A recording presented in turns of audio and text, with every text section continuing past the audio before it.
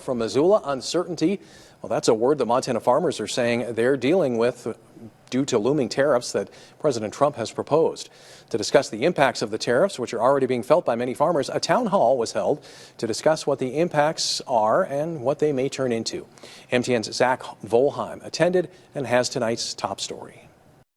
On Thursday at the University of Montana, industry professionals, farmers, and economists all gathered to talk about the impending tariffs that the Trump administration is currently negotiating. That's really the viability of those farm communities, is having those export markets. Peas and lentils, finding their ways, a growing market in Montana, finding its way across the world to India and other places. The panel discussion, put on by Farmers for Free Trade and the Montana World Trade Center, was guided by the current and future impacts of President Trump's tariffs.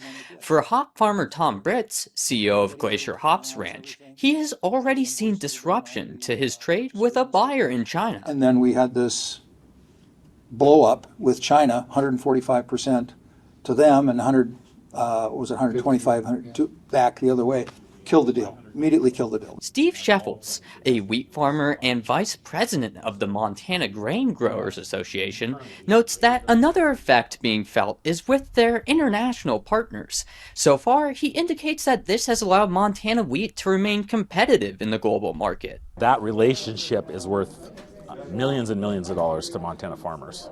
All three of the farmers touched on how there is not only the immediate disruption, but also uncertainty because of the changing deadlines. You can just imagine it in your own life if your landlord came to you and said, oh, the rent's changing next month. You'd been planning on that rent being the certain amount, and it's not going to be that amount anymore going forward. That's just part of it. Can you afford to live where you're going to live? Not all of the proposed tariffs have been implemented yet, with the Trump administration stating that it's still negotiating different trade deals with various countries, although there is currently the August 1st deadline set by President Trump. In Missoula, I'm Zach Volheim, MTN News.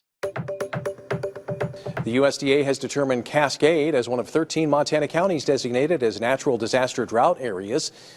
The designation allows the USDA Farm Service Agency to extend much-needed emergency credit through loans to producers recovering from natural disasters.